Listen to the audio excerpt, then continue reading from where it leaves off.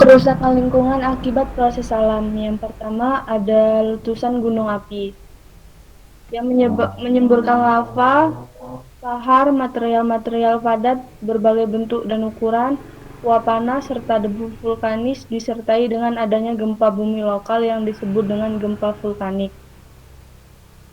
Yang kedua ada gempa bumi.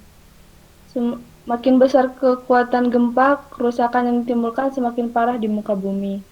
Yang ketiga ada banjir. Banjir merupakan gejala alam murni jika kondisi alam memang mempengaruhinya. Misalnya hujan terus-menerus jika di daerah basin, dataran rendah, atau di lembah-lembah sungai.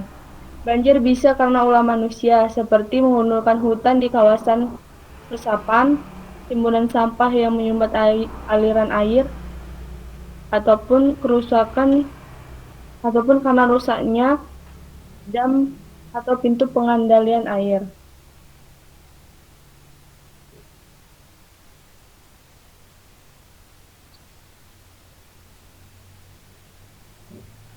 Yang keempat, tanah longsor. Terjadi akibat proses alam ataupun karena dampak kecerobohan manusia. Yang kelima, kemarau panjang. Penyimpanan iklim yang terjadi di suatu daerah sehingga musim kemarau terjadi lebih lama dari biasanya. Yang keenam, badai atau angin topan.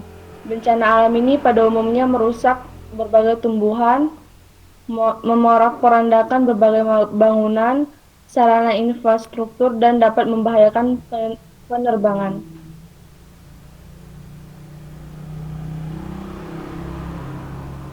Selanjutnya akan dibacakan oleh saudara Yeyen.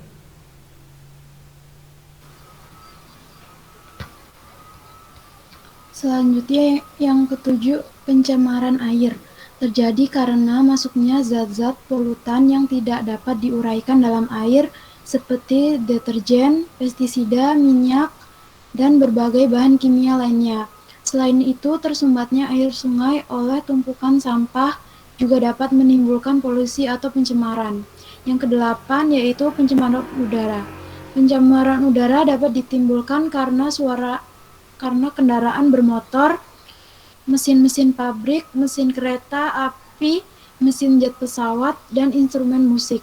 Pencemaran suara menimbulkan efek psikologis dan kesehatan bagi manusia, antara lain meningkatkan detak jantung, penurunan pendengaran karena kebisingan, susah tidur, meningkatkan tekanan darah, dan dapat menimbulkan stres. Manfaat lingkungan.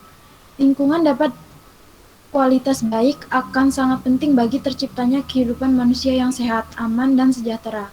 Kualitas tersebut dikatakan baik jika keadaan unsur hayati maupun unsur fisik yang ada mampu mendukung kehidupan berbagai spesies. Hal ini dapat dilihat dengan mengetahui daya dukung lingkungan bagi kehidupan. Menurutnya, kualitas lingkungan berarti hilangnya berbagai manfaat yang disediakan alam bagi manusia. Berbagai manfaat dari lingkungan alam terhadap manusia. Berbagai manfaat alam dari lingkungan terhadap manusia, beberapa di antaranya yang pertama, menyediakan sumber makanan, oksigen, wisata, pendidikan, obat-obatan. Yang kedua, manfaat tumbuhan dan satwa liar dapat menyerap karbon. Dan yang ketiga, manfaatnya alam menyediakan berbagai sumber obat-obatan, penelitian, pengetahuan kesehatan.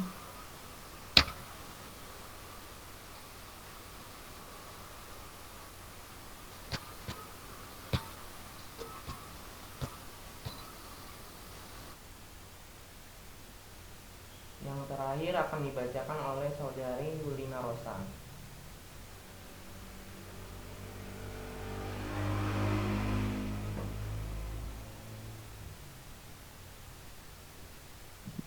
Lingkungan hidup dan pelestariannya.